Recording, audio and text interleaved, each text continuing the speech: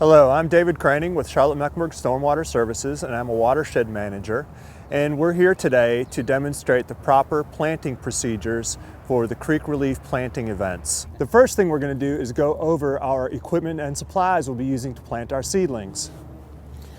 Of course, our shovel to excavate the hole for the seedling, our support stake.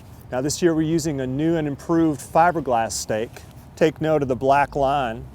With the new stake comes a new stake driver, our tree tube, landscape staples, zip ties to attach the tree tube to the stake, our weed mat, and of course our seedling. Before digging the hole for the seedling, you need to establish how big the root system is. We want the hole larger than the root system. We want to make sure we get a big enough hole for these roots so that we're not bending these roots back inside of the hole. Let's dig a hole.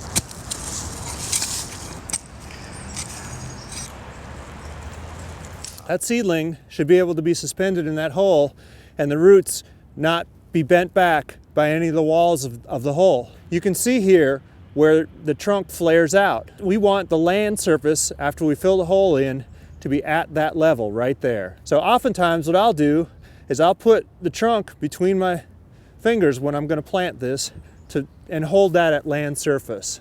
We want to break up any large clumps and just begin filling the hole back in. Keep out any large rocks or debris. We want this to be as loose as possible. We want to give these roots every opportunity to expand out, so don't press down too hard on it and trap the roots. The next thing we're going to do is put our support stake in. We want this stake driven into the ground at least up to that black line. Now we're going to drive the stake with the stake driver, and to do that all you do is raise and lower the driver onto the stake. Once again, we want this stake driven at least to that black line. Now that black line is already into the ground. I'm going to go ahead and take a few more hits with the driver just to make sure it's firmly seated. Next, we're going to install the tree tube. Reach down, place the tube around the stake. Remember, the two holes go up, one hole down. So we're going to carefully put the tube around the tree and attach the tube to the stake with these zip ties. Now, these zip ties have a smooth side and a side with ridges on it. When you make the circle, you want the ridges on the inside of the circle. And you need to hear that zip tie sound. If you need to release it, these zip ties have a small button that you can push to release and open it up. All right, let's attach it. There are two holes in the tree tube.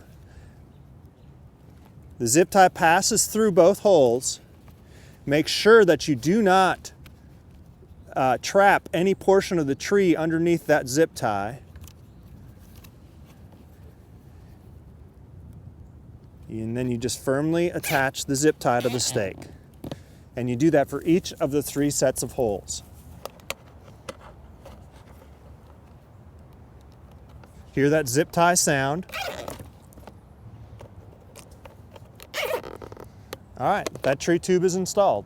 Lastly, we're going to install the weed mat. Like that. And just gently bring the weed mat down to the ground surface, and we're going to attach it using 5 landscape stakes. You may need to move the stake if you hit resistance.